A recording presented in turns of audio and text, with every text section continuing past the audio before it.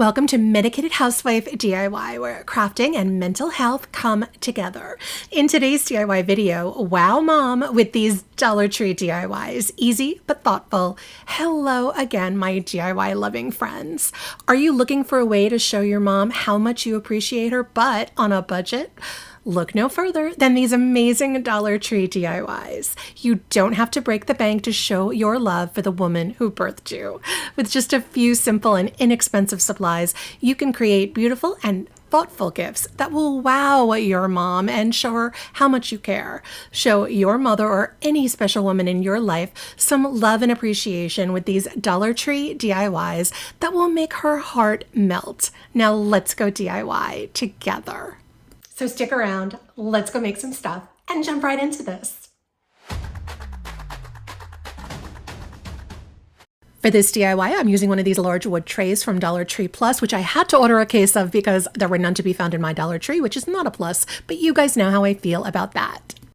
I'm also using this folk art paint in Villa Green, which I will link for you in the description box below, and I mixed that with a tiny bit of Apple Barrel Laguna to make it slightly bluish.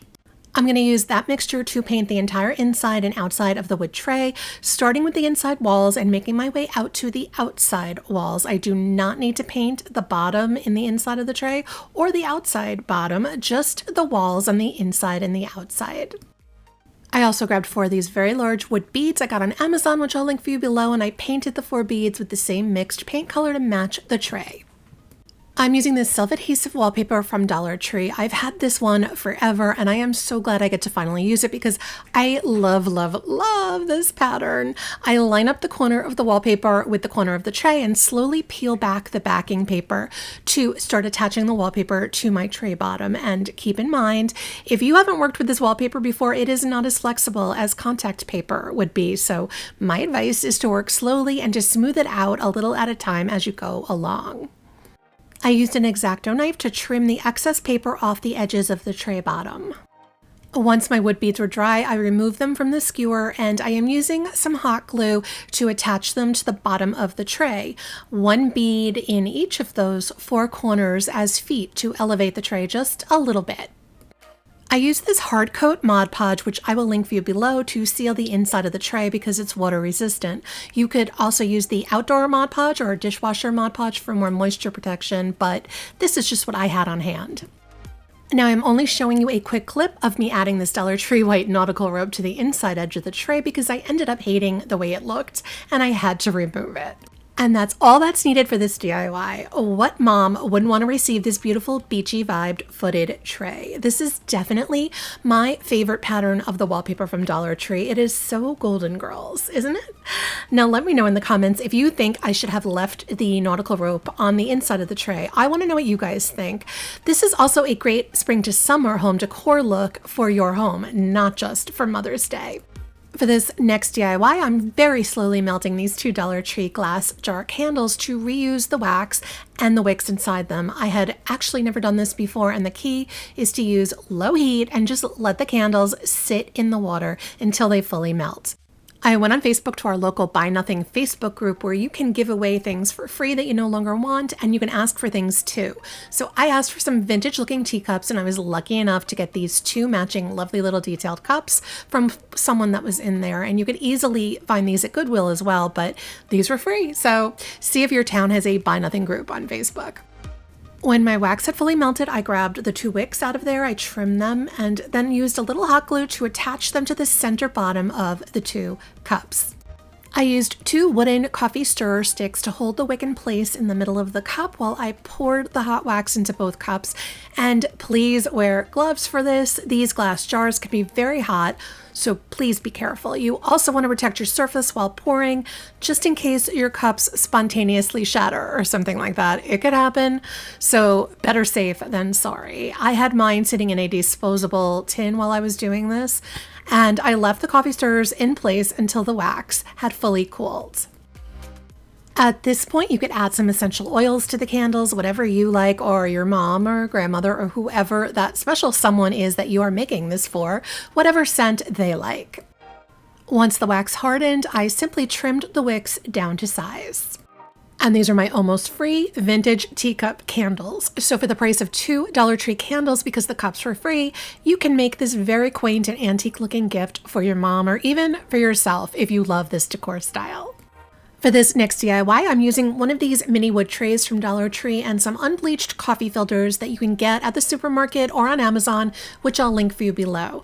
I wanted a handful of the filters to be a little darker than the rest, so I used some antique wax, which I'll link for you below, and I mixed it with water, soaked some of the filters in there, squeezed them out, and then I'm going to let them air dry.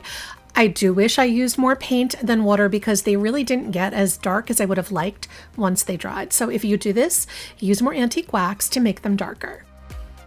I also used a couple of white filters and I wanted them to be green. So I mixed this Decor Art Light Avocado, which I will link for you below. I mixed that with water. And again, I do wish I used more paint because they were not as green as I would have liked. So you guys use more paint. I grabbed a handful of the white filters, soaked them, and then squeezed those out and let those air dry as well.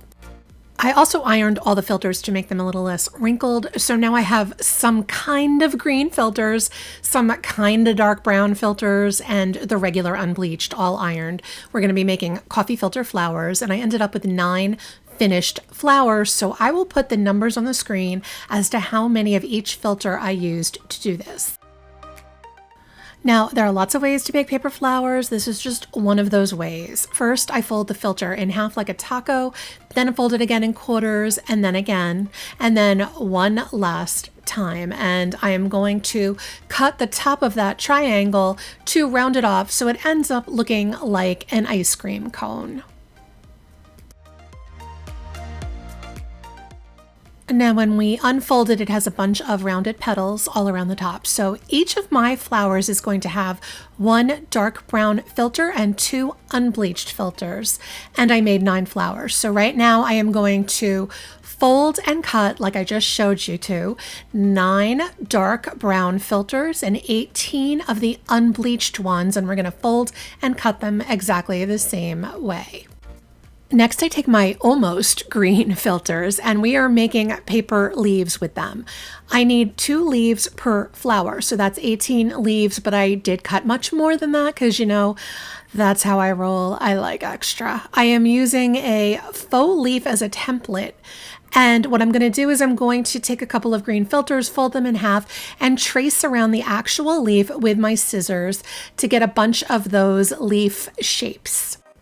Then I take the Dollar Tree mini wood tray or box, whatever you want to call it, and I grab 4 of these wooden balls that I got on my Temu haul, which I will link for you below, both the haul video and the link to get the wood balls. They're not beads, they have no hole.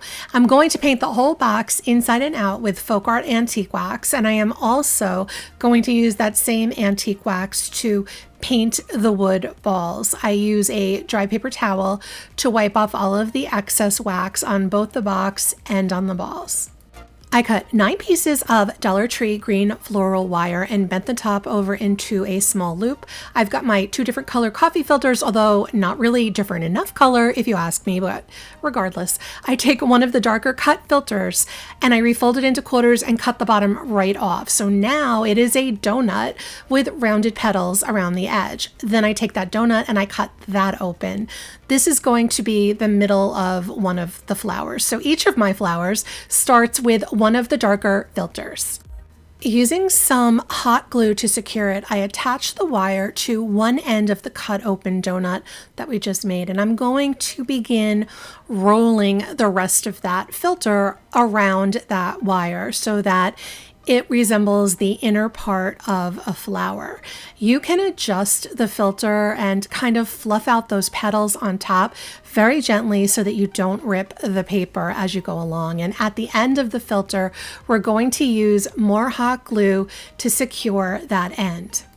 Then I take one of the lighter unbleached cut filters. Yeah, I know, it looks exactly the same as the quote-unquote dark filter we just used. I think I will have to redo this whole project at some point with all of my filters the correct colors, but let's move on. I take the unbleached filter and I'm going to cut it into 4 sections, as you can see me doing right here. And then I'm going to take each of the 4 sections and one at a time, I wrap them around the flower we just rolled up using hot glue to secure the edges of each piece of that filter. And I'm also fluffing the petals gently as I go along. Then I take a second unbleached filter and I cut it into quarters and begin wrapping each of the 4 quarters around the flower. So again, for each flower we do, we use one darker brown filter cut into a donut shape to start wrapping. We follow that up with 2 of the unbleached filters that we've cut into quarters, and we wrap those around, and that makes 1 flower. Then we spend a little time fluffing it out and adjusting it the way that we like it. We do this 8 more times for a total of 9 coffee filter flowers. With my flowers done, I have to do something about my sad little almost green leaves. So I decided to deepen the green using the same Deco Art light avocado color, but this time only mixed with a little bit of water, and I paint the leaves. And remember, I only need 18 leaves because there's 9 flowers. That's 2 per flower, but I did paint extras. Then I set them all aside to fully dry. Meanwhile, I take my box/tray and the balls, and I use some hot glue to attach the 4 balls to the bottom 4 corners of the tray, and that's to elevate it and give it some feet. Once my thankfully now green leaves dry, I want to give them a little detail to make them more lifelike. So I'm using a tiny brush and some diluted antique wax, and I lightly paint a line going down the middle of each of the leaves and a couple of veiny little light lines that come out from that line, just like you'd see on a real leaf. And I did that for all 18 of the leaves. I cut 18 pieces of Dollar Tree floral wire, and using some hot glue, I glue a piece of wire going down the middle back of each of the leaves. We're going to attach 2 leaves to each of the flowers by placing them under the petals and wrapping the floral wire tightly around the base of each of the flowers. Then we're going to adjust the leaves and the petals very gently until all of it just sort of looks good together. We continue that for all 9 flowers and 18 leaves. Then using some Dollar Tree floral tape, I use the green tape to basically hide all of those wires that we used to attach the leaves to the flowers. And we're also going to hide the ugly twisted filters and the wire at the base of all of our flowers, and just basically to give them all a nice, neat, and cohesive look on the bottom. Lastly, we're going to assemble the 9 flowers into our footed wood tray. You can hot glue the flowers down if you want, or simply place them in there however you like. And these are my rustic Eternity roses. I don't know about you, but this version of Eternity roses is right up my alley. I mean, I love these so much. Maybe they're not perfect roses, but to me, they are imperfectly perfect. A rustic, neutral take on a Mother's Day classic. Timeless in my opinion, and I personally would love to receive these as a gift. This next DIY starts with one of these wood easels I got at Temu, and I'll link it below, but you can also get them at Dollar Tree as well. Also, one of these white plastic cutting boards from Dollar Tree, and I am going to paint both of these with some folk art white chalk paint. Next, I'm going to paint the cutout rectangle in the front of the cutting board with this matte Mod Podge from Dollar Tree, and then I'm going to wait for the Mod Podge to fully dry. Meanwhile, I saw this saying on Pinterest, and I just thought it was the funniest thing I've ever seen, and never were truer words spoken. Am I right, moms out there?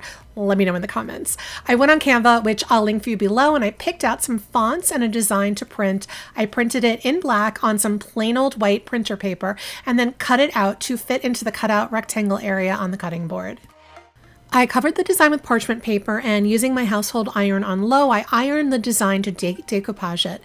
to the dried Mod Podge that was underneath. I like doing this method because it doesn't leave any wrinkles, but since the cutting board is plastic, I put the iron on low heat because I was worried about melting the cutting board. But I ironed it, and I paid close attention to pressing down on the corners and edges so that the design won't lift up. And then, I don't know what I was thinking. I must have been like mindless muscle memory or something. I broke the cardinal rule of decoupaging with an iron, and I went ahead and I started painting Mod Podge over the top of the design. Like, what the... Ugh.